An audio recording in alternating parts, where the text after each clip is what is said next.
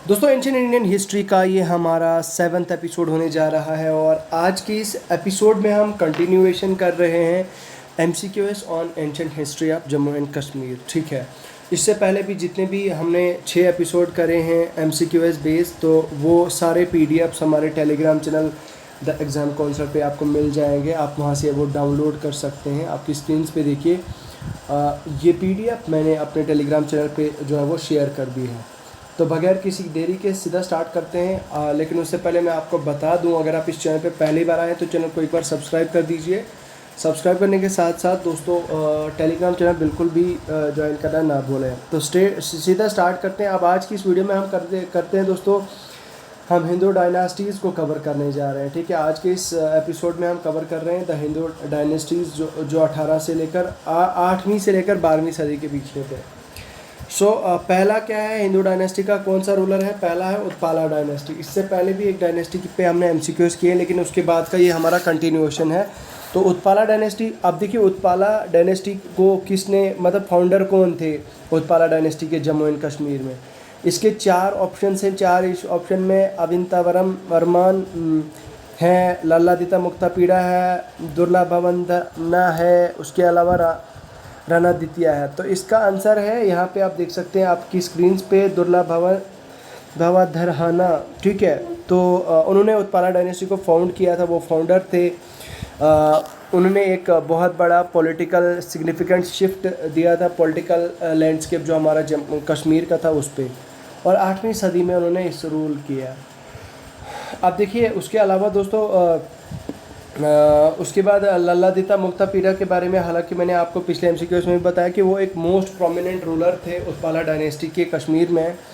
उन्होंने 8वीं सदी में रूल किया था और उनको कहा जाता है, माना जाता है उनके मिलिट्री कैंपेन्स के लिए, और उनका जो इन्फ्लुएंस था कश्मीर का, कश्मीर के अलावा बियॉन्ड, मतलब कश्मीर, पंजाब, सेंट्रल एशिया और अफ़गानिस्तान में, उसके लिए वो माने जाते हैं। इसके अलावा उन्होंने कंस्ट्रक्शन की थी, कमीशन किया था construction of grand Martand sun temple and supported art at architecture. अच्छा, दुर्लभवर्धना कौन थे? फाउंडर उत्पाला डायनेस्टी के थे, उन्होंने शिफ्ट किया, इसके बारे में तो हमने पढ़ लिया। बाकी रणद्वितीय कौन थे? वो उत्पाला डायनेस्टी के ही थे, उन्होंने भी सक्सीड किया था लल्लादिता मुक्तापीड़ा के को, जो 8वीं सदी में जिन्होंने रोल किया था। बाकी इसके अलावा क्वेश्चन नंबर 2 की बात करें तो, which ruler of Utpala dynasty is known for its ambitious architectural projects and military concept. तो कौन सा ऐसा उत्पाला डायनेस्टी का रूलर था जो माना जाता है अपने आर्किटेक्चरल प्रोजेक्ट्स की एम्बिशियस के लिए और मिलिट्री कॉन्क्वेस्ट के लिए? तो इसका आंसर है लल्लादिता मुक्तापीड़ा। इसके बारे में मैंने आपको बताया था कि ये एक एक्सटेंसिव मिलिट्री कैंपेन और ग्रैंड आर्किटेक्चर प्रोजेक्ट्स इन्होंने चलाए थे और उसी के लिए माने जाते हैं।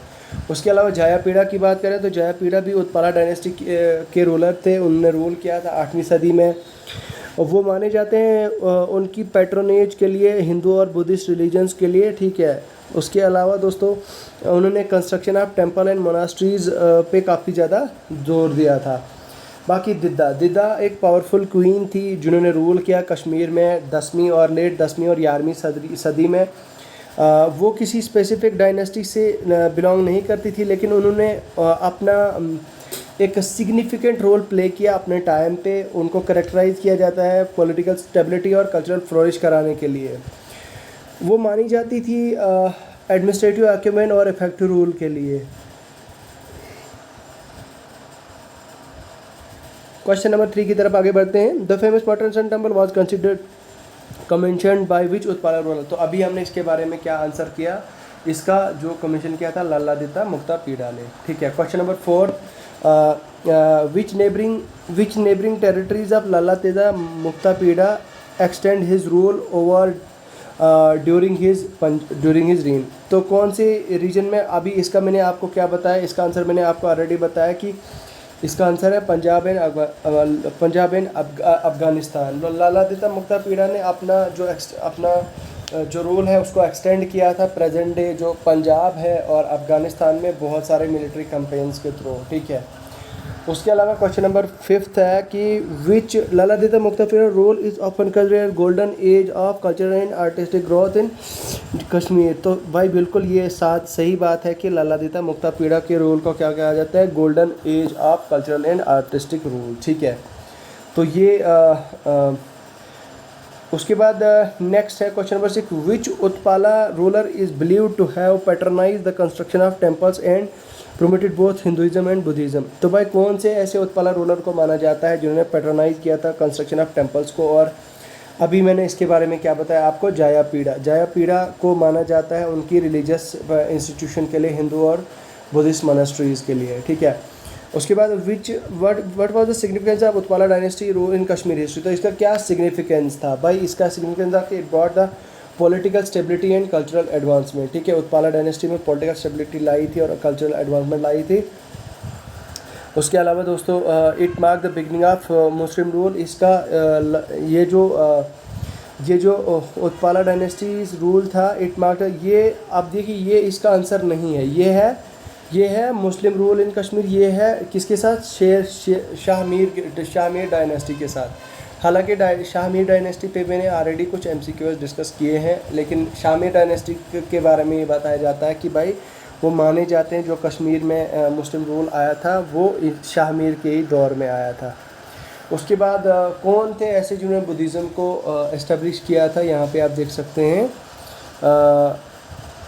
Kashmir it wasn't establish prominent religion during module Hinduism continue. अच्छा, उसके अलावा दोस्तों it introduce person of age a, तो कौन था ऐसा जो पर्सनल को जिसने ऑफिशियल लैंग्वेज माना था, वो मुग़ल पीरियड के टाइम पे हुआ था। ठीक है, during the Akbar reign of Akbar. अच्छा, पॉलिटिकल और कल्चरल, ये तो हमने Utpala Karkotan and Lohara dynasties before the Muslim influence. ठीक है, इनकी वजह से आया था। क्वेश्चन नंबर 8 की तरफ आगे बढ़ें तो उत्पाला डायनेस्टी ओरिजिनेट हुई थी कौन से रीजन से बिफोर रूलिंग ओवर कश्मीर। तो भाई इसका आंसर है central Asia. Utpala dynasty central Asia से ओरिजिनेट हुई थी। यहाँ पे आप देख सकते हैं migration from central Asia to the Indian was a common pyramid during that period. ठीक है, उसके बाद क्वेश्चन नंबर 9 है which Utpala ruler is credited with composing the Nipavali a collection of Sanskrit verses and political composition. तो इसका आंसर क्या होगा, इसका आंसर होगा जायापीड़ा को माना जाता है लिटरेरी और कल्चरल कंट्रीब्यूशंस के लिए, जिनने कंपोज की थी नापीवाली, मतलब वो कैलकुलेशन थी किसकी, कलेक्शन थी संस्कृत वर्सेस की और बाकी लिटरेरी। क्वेश्चन नंबर 10 आज के सेशन का लास्ट क्वेश्चन है, यहाँ पे देख सकते हैं आप, the decline of the Utpala dynasty was followed by the rise of which dynasty in Kashmir. तो भाई इसका जो डिक्लाइन हुआ था, कौन सी डिक्लाइन से, किसकी इससे हुआ था डिक्लाइन ऑफ उत्पाला डायनेस्टी, वो हुआ था लोहरा डायनेस्टी। तो लोहरा डायनेस्टी जो है वो इनके ही टाइम पीरियड पे उत्पाला डायनेस्टी का राइज हुआ था। ठीक है, उसके बाद बस यही है आज के क्वेश्चन जो मुझे आज तक लगता था कि अभी तक काफ़ी है आज के इस एपिसोड में। बाकी आगे हम और कंटिन्यूएशन करेंगे, एक और एपिसोड करेंगे 8th एपिसोड, और उसके बाद हम मेडिवल पे आएंगे। तो इस PDF को आप डाउनलोड कर सकते हैं मेरे टेलीग्राम चैनल पर। टेलीग्राम चैनल का लिंक आपको वीडियो के डिस्क्रिप्शन में मिल जाएगा। चलिए मुझे दीजिए इजाज़त, खुदा हाफिज़।